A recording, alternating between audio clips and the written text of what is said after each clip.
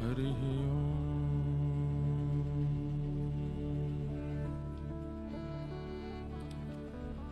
श्रीमते रामानुजाय नमः। ध्येयं सदा परिभवत् नमवेष्टदोहम्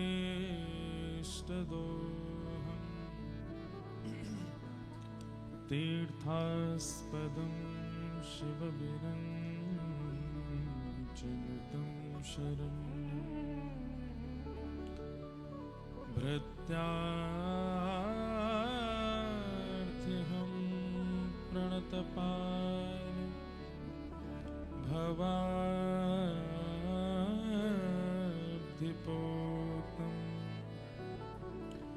वन्दे महापुरुषते चरणारविन्दम्।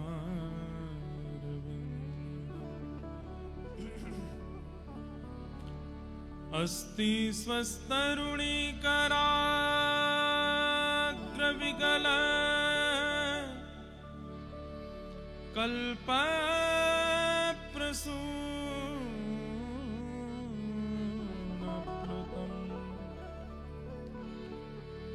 वस्तु प्रस्तुतवेणुनादलहरी निर्वाण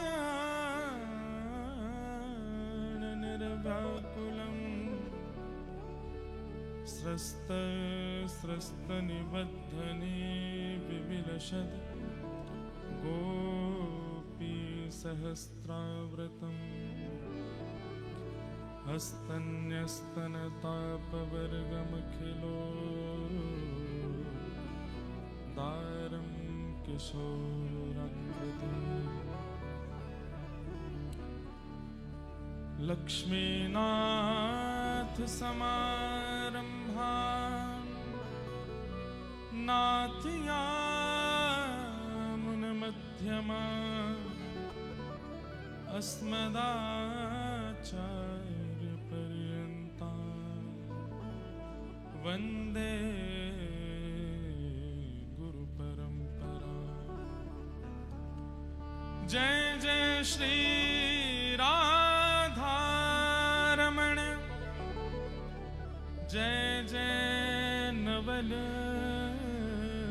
किशोर जय गोपी चित्तचोर प्रभु जय जय माखन चोर।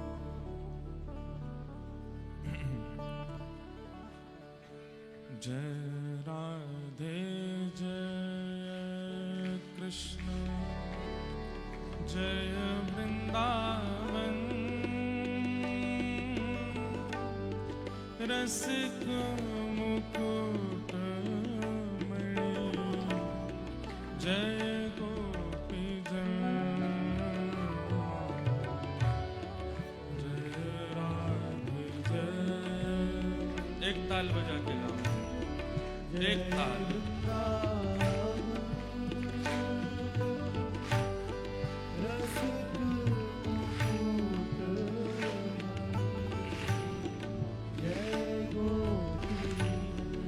ये ताल भी ताल में बजाना एक कला है।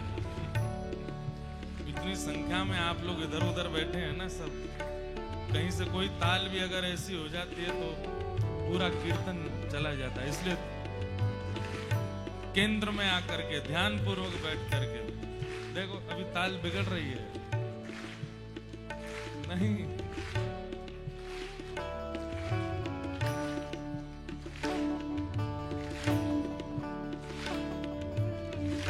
बताओ, अब हमको संगीत सिखाना पड़ेगा। गाओ जय राधे जय कृष्ण जय वृंदावन रसिक मुकुट मणि जय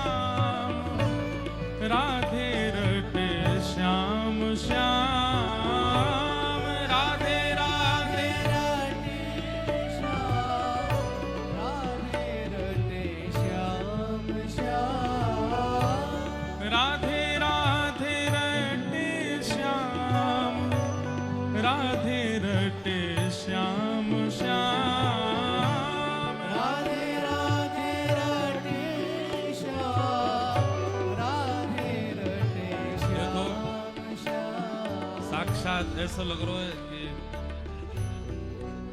महापुरुष के स्वरूप में साक्षात युगल बिहारी ही यहाँ डोल रहे हैं।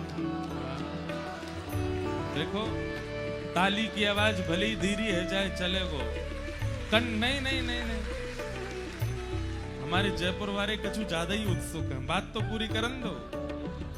आप कीर्तन में ताली धीरे बजा लो भले ही, पर गाओ ऊंचे स्वर से। राधे राधे रटे श्याम, राधे रटे श्याम श्याम, राधे राधे रटे श्याम, राधे रटे श्याम श्याम, राधे राधे रटे श्याम, राधे रटे श्याम श्याम, राधे राधे रटे श्याम, राधे रटे श्याम श्याम। पर राधा कृष्ण युगल नाम मेरो है जीवन, राधा कृष्ण युगल नाम मेरो है जीवन, राधा कृष्ण युगल नाम मेरो है जीवन,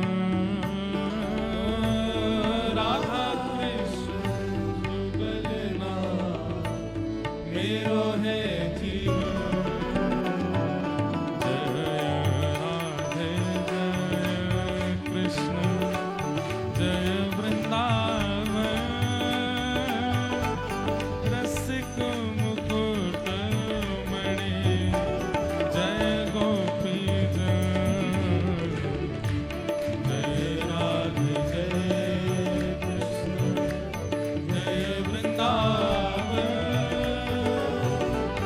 रसिक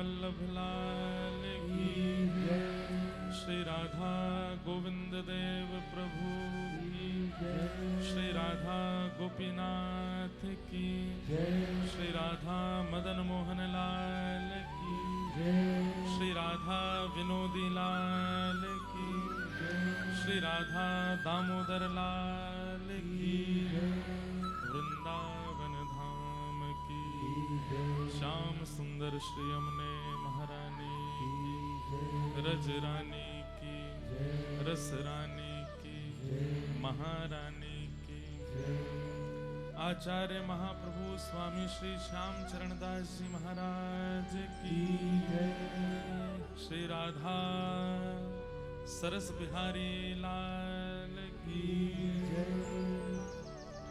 परमहंस चक्र चूड़ामणि महामुनिंद्र व्यास नंदन श्री सुखदेव भगवान की, आचार्य महाप्रभु स्वामी श्री श्याम चरणदास जी महाराज की, परम रसिकाचार्य अनंत श्री विभूज श्री बड़े दादा गुरु सरकार स्वामी श्री सरस माधुरी शरण जी महाराज की, परम रसिकाचार्य अनंत श्री विभूषित श्री छोटे दादा गुरु सरकार स्वामी श्री रसिक माधुरी शरण जी महाराज की, वर्तमान विराजमान श्री सुख संप्रदाय पीठाधीश्वर परम पूज्य श्री स्वामी अलवेली माधुरी शरण जी महाराज की, जय जय श्री राम, जय जय श्री राम, जय जय श्री राम, द्वारिकाधीश प्यारे गिरधर लाल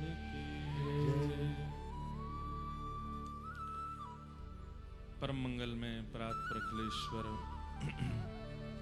अकारण करुणा वरुणालय भक्तवांछा कल्पतरु तड़िद्वत विनिंदित पीतांबरधारी श्री बालकृष्ण लाल की प्यारे गिरधर लाल की परम कृपा से हम आप सब लोग श्री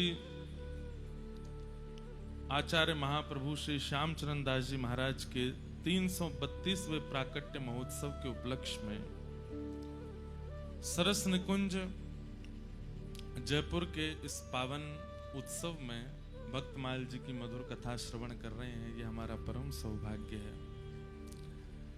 मंच पर विराजमान कथा के प्रमुख श्रोता प्यारे गिरधर लाल जी और श्री सरस बिहारी जी को बारंबार प्रणाम।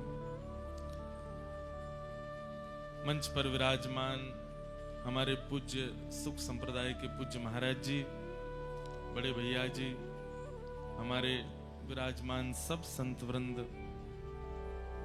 हमारे वृंदावन के पूज्य महाराज जी आज पधारे हैं, श्री अनंतानंद जी महाराज। आज महाराज जी पता है क्या बोल रहे थे? बोले पायलट बाबा आए हैं। अभी तक तो आपका नाम फ्लाइट बाबा था, पायलट बाबा और हो गया। तो ऐसे हमारे श्री महाराज जी भी पधारे हैं।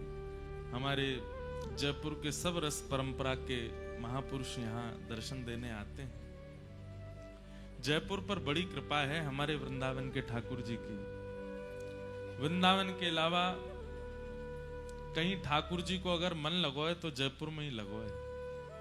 इसीलिए और एक बात आपको बता दें, मानव का मन लगता है प्रकृति से, मानव का मन लगता है मौसम से, मानव का मन लगता है व्यवस्थाओं से, और ठाकुर जी का मन लगता है जनों से। कैसे जन हैं उनसे। हमारा मन जनों से नहीं लगता, हमारा मन तो प्रकृति से लगता है, व्यवस्थाओं से लगता है, मौसम से लगता है। पर ठाकुर जी को तो भक्तों से मन लगता है। जहां अतिशय प्रिय भक्त विराजेंगे वहां ठाकुर जी विराजते हैं।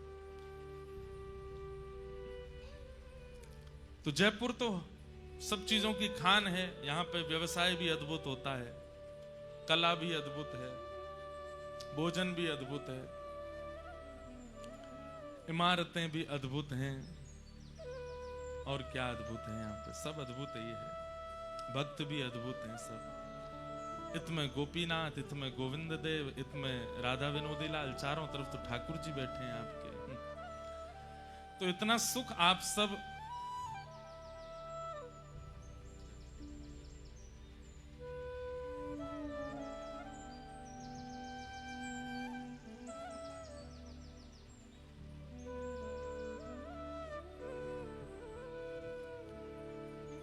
इतना सब सुख है यहाँ पर।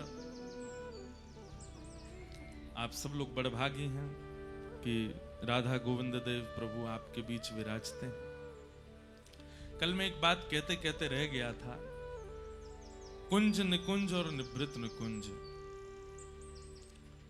कुंज में सबका प्रवेश है, पर निकुंज में आचार्य कृपा से प्रवेश मिल जाता है। जैसे कई विवाह होते हैं, उसमें सब जा सकते हैं। घर में भोजन बनाने का मन नहीं हो तो चले जाओ, वहीं खाया आओ। थोड़े अच्छे कपड़े पहन के जाओ तो लगेंगे लड़की वाले होंगे लड़का वाले।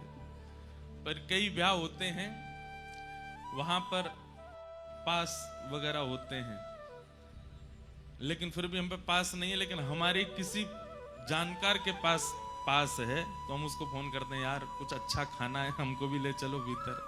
तो वो द्वार पे आ जाता है, गार्ड वगैरह, ये हमारे साथ ही है, इनको आपका पास, बोले ये देखो, अच्छा तो आपके साथ इनको भी ले जाओ। लेकिन कई ब्याह कैसे होते हैं, बोले निवृत्त निकुंज, वहां पे कोई है ही नहीं, छोरा छोरी दोनों ने ब्याह कर लियो बस, और किसी का प्रवेश नहीं है। ऐसे ही कुंज निकुंज और निवृत्त निकुंज। कुंज में सबका प्रवेश हो जाता है, पर निकुंज में आचार्यों का प्रवेश है, और आचार्य कृपा जिस पर करते हैं उसका प्रवेश हो जाता है। पर निवृत्त निकुंज में जिनको प्रियालाल जी चाहेंगे वही आ सकते हैं, और कोई नहीं। आपके जयपुर में कुंज हैं श्री गोविंद देव जी, निकुंज हैं श्री गोपीनाथ जी। कुंज गोविंद देव जी इसलिए क्यों, गोविंद जी सब पहुंच जाते हैं, सबको पता है, जयपुर में राज करें राधे गोविंदा। अच्छा, कुंज है गोविंद देव जी। अच्छा, इनमें कोई ये मत सोचना कि फर्स्ट ग्रेड है सेकंड ग्रेड, नहीं है, ये सब एक ही ग्रेड हैं, इनको ऊंचा नीचा मत समझिएगा। गोविंद देव जी हैं कुंज, वहां सब जा सकते हैं। जैसे हमारे वृंदावन में बिहारी जी वो कुंज हैं, वहां सब जाते हैं। पर आपके जयपुर का निकुंज है गोपीनाथ जी, और कनक वृंदावन में विराजमान श्री राधा माधव जी। कनक वृंदावन दर्शन किए पुराने गोविंद देव जी, वहां तो और भी कम लोग जाते हैं। और आपके जयपुर का निभृत निकुंज है श्री सरस निकुंज, वहां तो वो ही जा सकते हैं जिनको प्रियालाल जी बुलाना चाह रहे होंगे। और अब आप सब लोग कितने भाग्यशाली हैं कि उस निवृत्त निकुंज के उत्सव में आपको आमंत्रित किया है। आप लोग बैठे हैं, कथा सुन रहे हैं, ये आपका सौभाग्य है, मेरा सौभाग्य है। पिछले 2 वर्षों से हमको सेवा करने का अवसर मिल रहा है। जिस स्थान पर आप बैठे हैं, यहां पर 16 वर्ष तक लगातार परम पूजनीय श्री बक्सर वाले पूज्य मामा श्री ने कथा की है। इसी स्थान पर श्री नारायण दास भक्तमाली जी महाराज पूज्य मामा जी, जो लोग जानते हैं वो भाग्यशाली हैं, और जो लोग नहीं जानते हैं वो भाग्य को शाली बनाने के लिए जानिए कौन है मामा जी, पूज्य मामा जी। ऐसा कह दूं तो कोई अतिशयोक्ति नहीं। हमारे पूज्य श्री मलुकपीठ वाले महाराज जी कई आचार्य चरणों को अपने गुरु रूप में देखते हैं। उनमें जो विनम्रता है, हमारे मलुकपीठ वाले महाराज जी में जो विनम्रता का दर्शन आप करते हैं, जो सरलता का दर्शन आप करते हैं, वो विनम्रता और सरलता का प्रसाद उन्हें पूज्य मामा जी से प्राप्त हुआ। ऐसे हमारे श्री बक्सर वाले मामा जी, वो यहाँ 16 बार कथा कर चुके हैं। सरस निकुंज के उत्सव में 16 बार उनकी कथा हुई, और भी हुई होंगी। हमारे मलुकपीठ वाले महाराज जी अनेक कथाएं कर चुके। 2 वर्षों से दास को यह सौभाग्य प्राप्त हो रहा है। आज जिनके विषय में हमारे भैया जी अभी बता रहे थे, आज यहां आचार्य परंपरा के ही हमारे श्री जुगल माधुरी शरण जी का प्राकट्य उत्सव है। उनका आज जन्म दिवस है। तो वैसे तो पूरी परंपरा बहुत विस्तृत है, हम भी बहुत समझते हैं, सुनते हैं, तब जाकर के हमें थोड़े थोड़े भाव पता लगते हैं। पर जो संक्षिप्त भाव मुझे पता है वो मैं आपको बताऊं। श्री बलदेव दास जी महाराज, जिनके सेव्य हैं श्री सरस बिहारी जी, जिनका सरस निकुंज में दर्शन होता है। बहुत ध्यान से सुनिएगा, कौन? श्री बलदेव दास जी महाराज। उन्हीं के सेव्य ठाकुर जी विराजमान हैं सरस निकुंज में। आप श्री 5 वर्ष की आयु में, जैसे ध्रुव और प्रहलाद गृह त्याग करके चले गए, उस आयु में घर छोड़ करके माता पिता को बस प्रणाम करके निकल गए।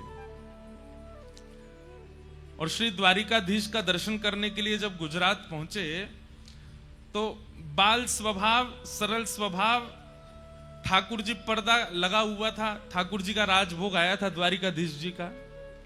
तो आजकल तो बैरिकेटिंग लगा दी जाती है, बहुत सिक्योरिटी रखी जाती, कोई आगे ना आवे, अपरस की बड़ी मर्यादा रखी जाती। ध्यान से सुनिएगा।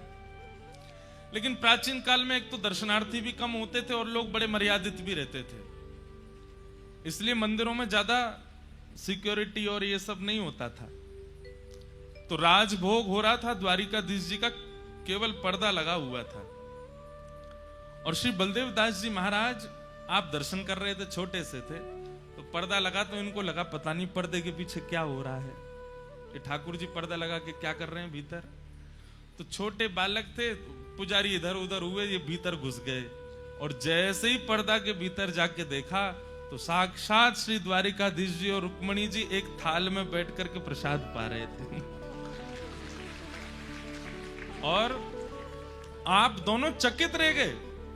और ये छोटे से सामने खड़े होकर के श्री प्रियालाल जी का दर्शन कर रहे थे।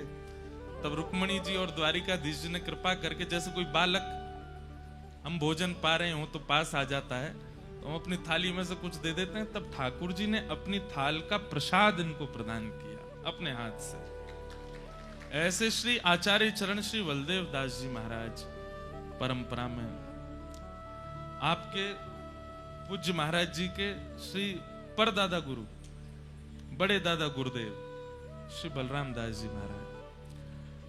फिर आपने ही आज्ञा की श्री सरस माधुरी जी को कि आप गृहस्थ आश्रम प्रारंभ करो। इस परंपरा में अब गृहस्थ आश्रम होना चाहिए। आप कहेंगे महाराज जी क्यों आज्ञा की? अरे जब ठाकुर जी आज्ञा दे सकते हैं श्रीमद वल्लभाचार्य जी को, अभी वल्लभाचार्य जी का चरित्र आएगा तो आप लोग सुनेंगे, स्वयं श्रीनाथ जी आज्ञा करते हैं कि आप गृहस्थाश्रम में जाओ, आपको लाला बन के आऊंगा मैं। और श्रीनाथ जी भी नहीं, श्रीमद वल्लभाचार्य जी को श्री पंढरपुर में श्री विठल भगवान आज्ञा करते हैं। चंद्रभागा नदी के तट पर श्री वल्लभाचार्य जी, अब वो चरित्र आएगा तो मैं विस्तार से सुनाऊंगा, वहां पर श्री वल्लभाचार्य जी महाराज विराजमान थे और आपकी भावना नहीं थी गृहस्थाश्रम में जाने की, लेकिन साक्षात श्री पंडरीनाथ भगवान प्रकट भये और प्रकट होकर के बोले कि आप गृहस्थाश्रम में जाओ। तो वल्लभाचार्य जी बोले जय जय आपकी आज्ञा है तो करेंगे, लेकिन कुछ विशेष होगा? तो ठाकुर जी बोले क्यों नहीं होगा, हम आपके लाला बन करके आएंगे, आपके यहाँ पुत्र बन के आना चाहते हैं। तब श्रीमन वल्लभाचार्य जी महाराज का विवाह हुआ और आपके पुत्र श्री विठलनाथ जी के रूप में स्वयं श्री पंडरीनाथ भगवान पधारे, जिन्होंने श्रीनाथ जी के श्रृंगार रस, राग रस, भोग रस सेवा को आगे बढ़ाया। तो जब ठाकुर जी आज्ञा कर सकते हैं गृहस्थाश्रम में जाने की, तो सदगुरु आज्ञा क्यों नहीं करेंगे? तो श्री बलदेव दास जी महाराज ने आज्ञा की सरस माधुरी जी को कि आप गृहस्थाश्रम में प्रवेश करो। आपने गृहस्थाश्रम में प्रवेश किया। श्री सरस माधुरी जी के ही कृपा पात्र थे श्री जुगल माधुरी शरण जी महाराज, जिनका आज जन्म दिवस है। सुंदर सुंदर गजलें आप गाते थे बना करके। एक बड़ी सुंदर गजल हमको दिखी तो है, लेकिन वही है कि अभी अभी दिखी है तो इतनी जल्दी बना के कैसे गावे।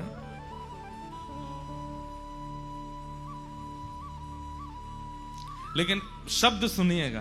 अब जैसी भी हम गावे, महाराज जी क्षमा करियो, गजल गाई नहीं कभी, गाई तो है पर छुप छुप के गाई है। अब मिल गया ना ग्रंथ, आज से गजल ही गानी है।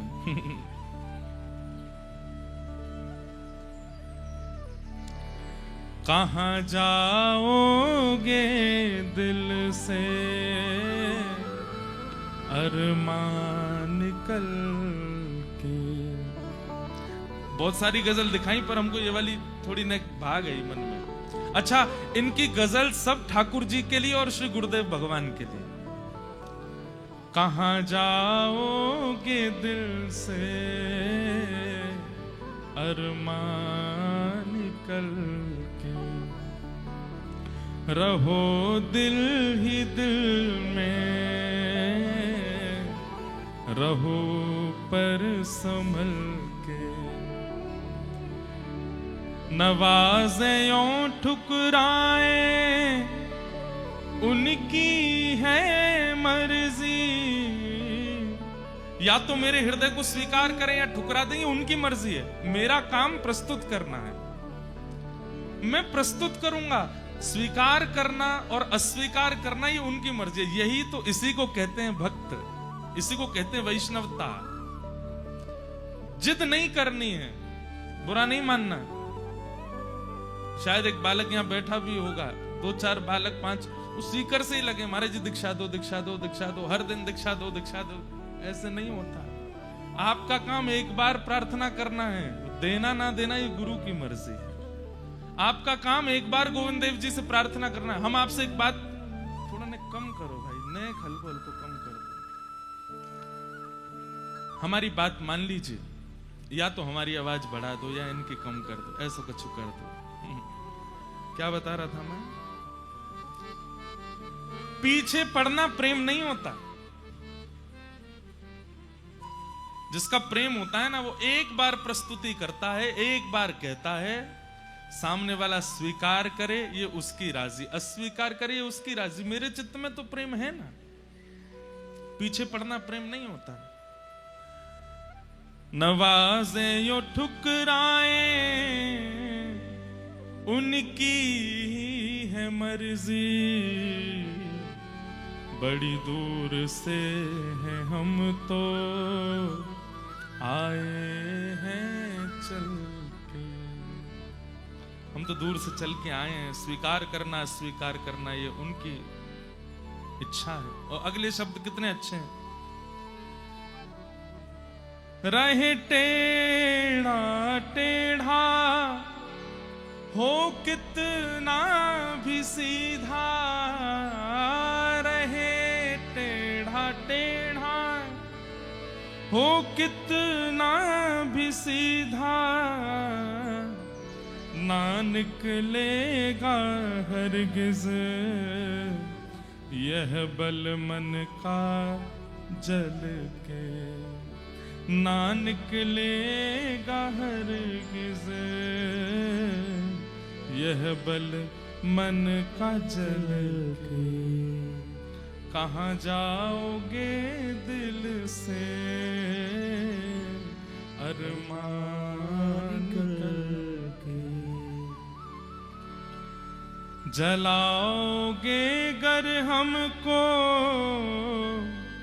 हम भी धुआं हो। अगर आप हमें अस्वीकार करोगे तो हम जलेंगे, और जलेंगे तो जलने के बाद की प्रकृति होती है धुआं बन जाना। जलाओगे गर हमको हम भी धुआं हो, पहुंच जाएंगे तुम तलक बन के हल्के हल्के। अगर आप हमें स्वीकार कर लोगे तो हम जैसे हैं वैसे प्राप्त हो जाएंगे, और अस्वीकार करोगे तो हम जल जल करके धुआं बन जाएंगे, और फिर हल्के धुआं बन के तब आ जाएंगे। आपको छोड़ेंगे नहीं हम। सरस तो जुगलियों समा जाए दिल में, सरस तो युगलियों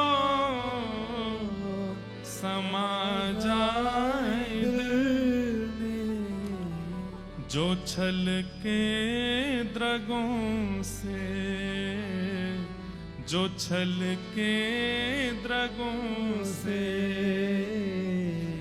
सरस रस ही छल के, जो छल के द्रगों से, सरस रस ही छल के। सरस तो जुगलियों समा जाए दिल में, मतलब मेरे गुरु मेरे चित्त में ऐसे समा जाएं कि नेत्रों से अश्रु भी निकले ना तो वो भी सरस ही निकले। ऐसे श्री जुगल माधुरी शरण जी के आज प्राकट्य दिवस की आप सबको बधाई हो, बधाई हो, बधाई हो। और आश्चर्य की बात सुनो, श्री जुगल माधुरी शरण जी जब आपके गुरुदेव भगवान का परम पद हुआ, ठाकुर जी में विलीन हो गए, तो आप फिर जयपुर बोले या तुम दो ही मैं वृंदावन में रहूंगा, तो वृंदावन चले गए। वृंदावन में जाकर के निवास करने लगे। कालांतर में जब पूज्य महाराज जी, हमारे पूज्य महाराज जी जिनका आप दर्शन कर रहे हैं, आप जब सरस कुंज के गद्दी पर बैठे तब आपकी आयु 15 वर्ष की थी। 15 वर्ष की आयु में महाराज जी 15 वर्ष के बालक मोह दोनों ना जाने, लेकिन हमारे महाराज जी देखो 15 वर्ष की आयु में सरस निकुंज को संभाले। तो जब आप 15 वर्ष की आयु में विराजमान हुए तब आपने श्री जुगल माधुरी शरण जी को पत्र लिखा, जिनकी गजल हम अभी बोल रहे थे, इनको पत्र लिखा वृंदावन में कि प्रथम उत्सव हो रहा है, आप आचार्य उत्सव में पधारिए। तो जुगल माधुरी शरण जी बोले कि हमने एक प्रण लिया है कि या तो प्राण वृंदावन में त्यागेंगे और जयपुर में भी त्यागेंगे, तो बाहर नहीं त्यागेंगे, सरस निकुंज में ही त्यागेंगे। तो हम आ तो जाएंगे लेकिन आप आचार्य उत्सव ऊपर ना करके नीचे ही कीजिएगा। तो आपने पत्र लिख करके कहा हम नीचे ही करेंगे, आप आओ। तो आप श्री वृंदावन से सरस निकुंज पधारे और सरस निकुंज में आचार्य उत्सव रात्रि जागरण चल रहा था। यह अनुभव तो हमें पूज्य मलुकपीठ वाले महाराज जी ने भी बताया। बोले इंद्रेश जी, सरस निकुंज में जब जागरण होता है उस समय अगर थोड़ी देर के लिए नेत्र बंद होते हैं तो ऐसा अनुभव होता है कि साक्षात श्री प्रियालाल जी पधारे हों, साक्षात प्रियालाल जी आए। महाराज जी की वाणी थी। तो रात्रि का जागरण हो रहा था, आपके चरणों में दिक्कत थी, उठ सकते नहीं थे, लेकिन पता नहीं कैसा आपको आवेश आया, खड़े हो गए और पहले ही सब अपने परिवारी जनों को बुला लिया था सरस निकुंज में। और उत्सव में जैसी कोई धुन प्रारंभ हुई होगी तो नृत्य करने के लिए आप खड़े हुए और इशारा करके कहा पैरों में घुंघरू बांधो, हाथों में कड़ूला लगाओ, सिर पर सुंदर चुनरी ओढ़ करके और बिल्कुल सहचरी भाव में आकर के नृत्य करते करते करते श्री सरस निकुंज के ही भीतर प्रांगण में आपने श्री प्रियालाल जी के चरणों को प्राप्त कर लिया। वहीं ठाकुर जी के चरणों में विलीन हो गए। ऐसे श्री जुगल माधुरी शरण जी महाराज। भैया, ये भक्तमाल की कथा हम सुन रहे हैं, ऐसे आचार्यों के बीच में बैठे हैं। हमारा कितना बड़ा सौभाग्य है कि हम ऐसे महापुरुष के सन्निकट बैठ के उनका दर्शन करते हुए कथा कह रहे हैं, सुन रहे हैं। ऐसी आचार्य प्रणाली में बैठे हैं। बस इनसे यही बधाई मांगेंगे कि हे महाराज जी, इस सरस सिंधु की, सिंधु मतलब समुद्र, इस सरस सिंधु की बिंदु मुझसे लेकर के यहाँ आए जितने भी ये बालक हैं, जितने भी श्रोता हैं, सब पे नेक नेक आप छिड़काए दियो, ताकि उस प्रेम का एक बिंदु हमारे चित्त में भी आ जाए। जिस प्रेम के सिंधु में आप निवास करते हैं, आप अपने प्रियालाल जी को आनंद कराते हैं। इसीलिए मैं जो उपमा दे रहा हूं इसमें कोई अतिशयोक्ति नहीं। आपके जयपुर का निभृत निकुंज है श्री सरस निकुंज स्थान। वहां पर सबका प्रवेश नहीं है, भीड़ लगाए मत नहीं हो। कल पतो चली मैं इतने पहुंच गए कि मैं जगह ही नहीं बच रही है। ऐसे नहीं जाइएगा कि महाराज जी ने कहा है तो हमको जाना है। हम कोई प्रमोशन करने नहीं आए यहाँ पे, प्रमोशन तो वैसे बहुत हो जाते हैं। जिस दिन चित्त में ऐसी इच्छा होना कि बस जाना ही है, अब देखे बगैर रहना नहीं, वहां विराज करके प्रियालाल जी का तभी जाइएगा। जब रोम रोम आपका बिल्कुल कह रहा हो कि नहीं दर्शन करना है, तभी जाइएगा। ऐसी सुनी सुनाई बात पर विश्वास करके मत पहुंच जाइएगा। अनुभव हो या फिर स्वप्न आज्ञा हो या किसी के कोई मित्र आया वो आकर के कहे चल मेरे संग सरस निकुंज चल रहे हैं, मतलब कोई माध्यम बने तो ही जाइएगा, नहीं तो मुझे भी बहुत भय लगता है रस सिद्ध स्थानों के ज्यादा प्रकाश करने में, क्योंकि भीड़ हो जाती है फिर। वैसे तो ठाकुर जी को अच्छा ही लगता है जब भीड़ आती है ना। हमारे लाल जी आरसी देखते हैं ना, काय को देखें, वो श्रृंगार कराते ही इसीलिए कि मैं सबन के बीच में जाऊंगा, मुझे देख करके सब खुश होंगे, मेरे कुंडल देख के, मेरी पगड़ी देख के, मेरी धोती देख के, मेरी माला देख के सब कछु कछु भाव प्रकट करेंगे, वो मेरी जय जयकार करेंगे और मुझे देख के सब आनंदित होंगे, सबके चित्त में आनंद होएगा, ठाकुर जी को सुख मिलता है। पर केवल मतलब बस चले गए आगे ऐसे भाव से मत जाइएगा, जाइएगा प्रेम युक्त होकर के। ऐसी पूर्ण परंपरा को हम बारंबार प्रणाम करते हैं, बारंबार वंदन करते हैं और श्री जुगल माधुरी शरण जी महाराज को वंदन करते हैं। आज कथा का द्वितीय दिवस है। मन में भाव था 3 आचार्यों पर चर्चा करनी है, तो आज सबसे पहले तो भाव था कि श्री रामानुजाचार्य श्री वल्लभाचार्य जी महाराज के विषय में कुछ कहेंगे, पर फिर कल रात्रि में मन में भाव आया कि सबसे पहले श्रीमन रामानुजाचार्य जी महाराज का चरित्र बोलेंगे। कई लोग यहाँ दीक्षित बैठे हैं जिन्होंने दीक्षा ले रखी है और कई बालक लाइव भी सुन रहे हैं। हमने आज तक अपने आचार्य चरण का विशिष्ट रूप से परिपूर्ण चरित्र नहीं कहा है, पहली बार कहने जा रहे हैं। हमारी एक बात बहुत ध्यान से सुनिएगा। श्री आचार्य चरण श्री रामानुजाचार्य जी महाराज का चरित्र रस सिद्ध महापुरुषों से थोड़ा भिन्न हो सकता है। उसमें भिन्नता का कारण क्या है?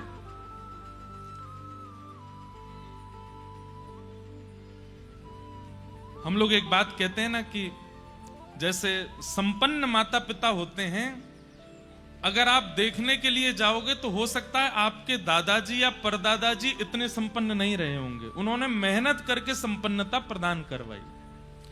ठीक वैसे ही हमारे भारत भूमि में जितने भी रस सिद्ध संत हुए, वो रस का अनुभव इसलिए कर पाए क्योंकि उनसे प्राचीन आचार्यों ने खूब लड़ करके, वेदों की बातें कह करके, भाष्य लिख लिख करके हमारे इस पूरे भाव को सुरक्षित रखा। अब आपको जान करके आश्चर्य होगा, एक आचार्य चरण का आपने सुना हो, श्री बोपदेव जी महाराज। बोपदेव जी महाराज नहीं सुना? अब आपको बताएं वे कौन थे।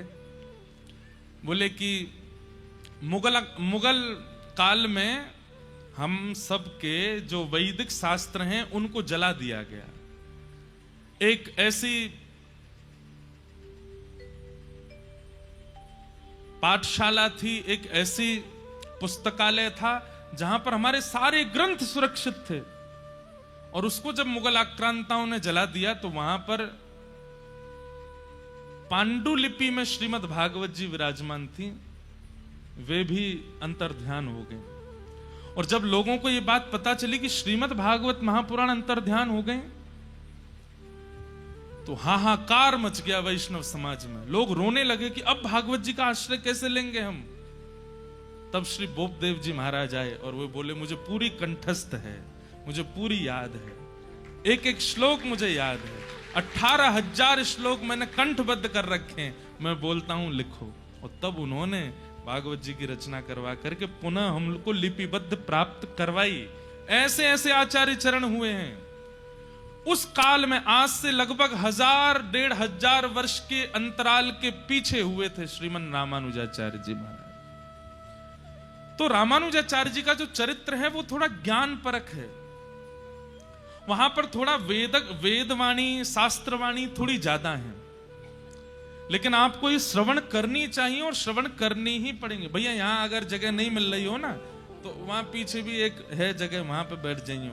अगर इधर कोई आ रहे हो जगह नहीं मिले तो वहां इधर भी जगह है, इधर भी एक गली है उसमें भी जगह है, वहां बैठ जाना। खोर सांकरी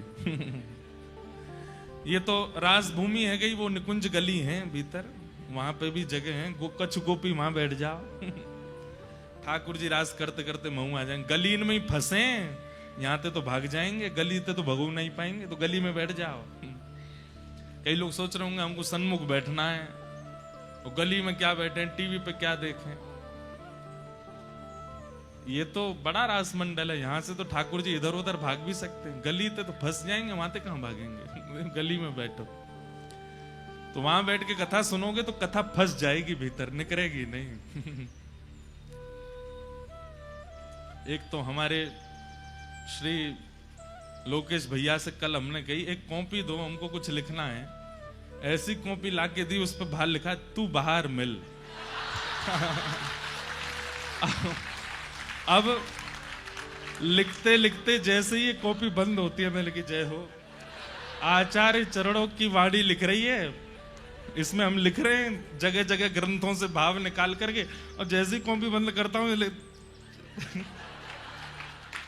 तू बाहर मिल। भैसा लग जाता है कि कहीं आचार्य चरणी तो नहीं करे, तू बाहर मिल। लेकिन इसमें एक दूसरा भाव भी है। भीतर तो आचार्य चरणों के चरित्र विराजमान हैं, और आचार्य चरणों के भक्त चरणों के जब चरित्र सुनते हैं लिखते हैं तो निवृत्त निकुंज में प्रवेश हो जाता है। और जैसे ही चरित्र बंद करते हैं तो ये शब्द पढ़ के लगता है कलयुग ललकार रहा है। बोले जब तक निकुंज में सुरक्षित है, नहीं तो तू बाहर मिल तब मैं दिखाऊं। तो अभी तो तू निकुंज में है, अभी तो तू आचार्य शरणागति में है, अभी मैं तेरा कछु ना बिगाड़ सकूं, लेकिन तू बाहर मिल। तो ये भी एक बढ़िया किताब लाए, तू बाहर मिल। ले एक अंदर एक और चीज लिखी है, guns don't kill people, I kill people. अद्भुत किताब लेकर के आए हमारे लोग। तो पीछे न्योर कर रखी है, जय हो। तो इसलिए बहुत सावधानी से श्रवण कीजिएगा। और यहां जिन आचार्यों पर हम चर्चा करने वाले हैं, तीनों ही विषय बहुत सेंसिटिव हैं। श्रीमन रामानुजाचार्य जी महाराज, श्रीमन चैतन्य महाप्रभु और श्रीमन वल्लभाचार्य जी महाराज, तीनों ही सेंसिटिव हैं, आपके लिए भी मेरे लिए भी। आपके लिए क्यों? यदि एक सूत्र भी आपसे छूटा तो आप पूरे विषय में खो जाओगे। और मेरे लिए सेंसिटिव क्योंकि अगर एक शब्द भी इधर उधर बोला तो संप्रदाय वाले मुझे नहीं छोड़ेंगे। तुम ऐसे कैसे बोल रहे हो, ये बात तुमने ऐसे कैसे कह दी, ऐसे कैसे कह दी। तो थोड़ा पिछले 10-15 वर्षों में जब से सोशल मीडिया एक्टिविटीज शुरू हुई है, संप्रदायों में थोड़े लड़ाई झगड़े शुरू से भी बहुत ज्यादा हो गए। इसलिए हम लेकिन इन सब मतों को इसलिए नहीं कह रहे हैं कि हमें किसी संप्रदाय को बड़ा छोटा या विशिष्ट बताना है। हमें केवल आचार्य चरण की रहनी सुननी है, आचार्य चरण की कथनी सुननी है, और उनमें से जो हमारे जीवन में आ सके उसको करना है।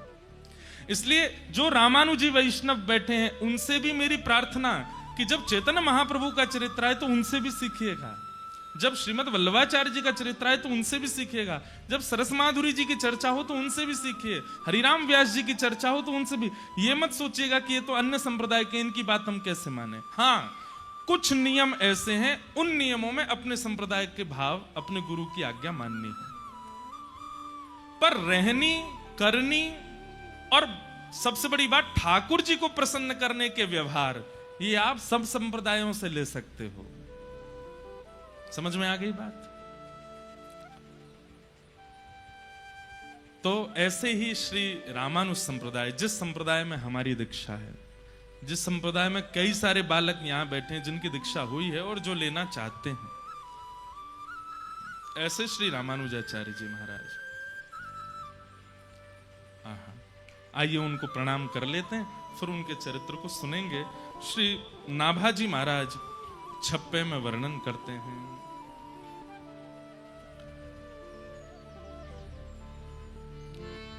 संप्रदाय शिरोमणि, संप्रदाय शिरोमणि, संप्रदाय शिरोमणि, संप्रदाय शिरोमणि। दूसरा छप्पे खुल गए, अब खुलो रामानुजाचार्य जी को। मैंने कि ये तो रामानुजाचार्य जी का, कोई और छप्पे खुल गया था, अब आया रामानुजाचार्य जी। सहस आश्य उपदेश करे, जगत उधारण जतन कियो। सहस आश्य उपदेश करे, जगत उधारण जतन कियो।